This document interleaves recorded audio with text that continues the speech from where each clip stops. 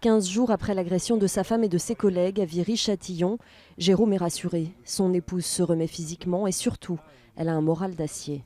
Elle a les deux mains brûlées, donc une un petit peu plus que l'autre, mais apparemment c'est pas irréversible.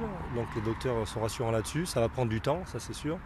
Le visage a été bien brûlé, mais au 2e degré, et les oreilles dont une un petit peu plus touchée que l'autre. Mais voilà, encore une fois aussi pareil, voilà, c'est rassurant et ça va dans le bon sens surtout. Au niveau moral, ça va. C'est étonnant, mais justement pour l'instant elle veut vraiment aller que de l'avant, elle a vraiment un super moral. Donc du coup nous ça nous donne le moral, la pêche aussi. Sa femme est rentrée de l'hôpital il y a 2 jours seulement. Elle se repose avec ses enfants et tente d'oublier son calvaire. Ils étaient dans la voiture à surveiller et puis d'un coup ils sont arrivés par derrière vraiment en traître et ils ont cassé le pare-brise arrière, balancé tout de suite un cocktail Molotov dans la voiture. La voiture a pris feu assez rapidement, eux aussi, en essayant de ressortir le cocktail Molotov apparemment.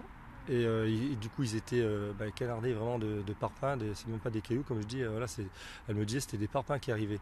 Depuis l'agression, la policière a reçu la visite de sa brigade venue chanter la Marseillaise devant l'hôpital, une solidarité qui l'aide à garder le moral. Ah ben oui, c'est là qu'on voit que c'est une famille. De toute façon, la police, c'est une famille. Hein. Moi, à chaque fois qu'on a changé de département, on l'a bien vu. Hein. À chaque fois, on voit qu'ils sont tous solidaires. Ça lui donne de la force, même si elle en a déjà beaucoup. Mais oui, quand elle voit que ça vient de la France et même de l'étranger, hein, ça la touche. Habituée des banlieues sensibles, l'épouse de Jérôme souhaite continuer à exercer son métier, sa passion depuis 18 ans. Même si le traumatisme prendra du temps à guérir, pour le moment, aucune interpellation n'a eu lieu dans le cadre de cette agression.